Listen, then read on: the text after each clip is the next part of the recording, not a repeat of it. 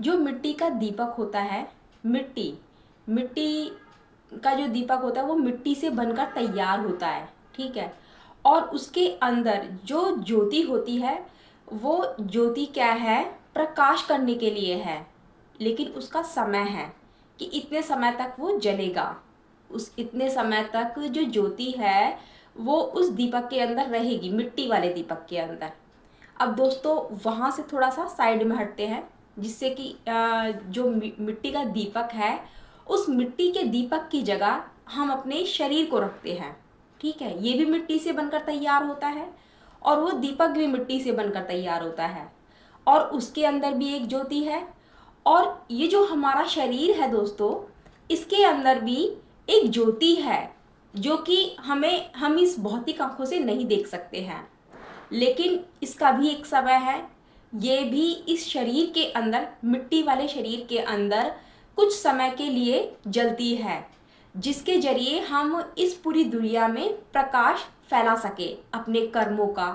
जैसे कि महात्मा बुद्ध ने अपने कर्म द्वारा पूरी दुनिया में मतलब प्रकाश फैलाया है, अपने कर्म का प्रकाश, ठीक है। तो इसको समझने की कोशिश करनी चाहिए। जो हमें ये मिट्टी का दीपक यानी कि जो हमें ये शरीर मिला है, ये कुछ समय के लिए मिला है, और कुछ समय के लिए ही ये जो आत्मा है, यानी कि ये जो ज्योति का रूप है, ज्योति भरा जो रूप है, आत्मा है, वो कुछ समय के लिए इसके अंदर आई है, और वो कुछ समय के लिए ही यहाँ पर रहेगी। और इस मिट्टी के दीपक के साथ लेकर हम इस पूरी दुनिया में क्या है, अपने नेक कर्मों से पूरी दुनिया में प्रकाश फैला सकते हैं।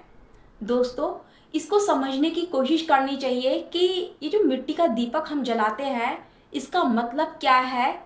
इसका मतलब ये है कि हम जो अंधेरा है, उस अंधेरे को दूर करने के लिए, वो सुना होगा ना आपने कि अमावस्या का दिन होता है, और उस अमावस्या के दिन में ही इस मिट्टी के दीपक से जो अंधेरी रात होती है उसको दूर किया जाता है।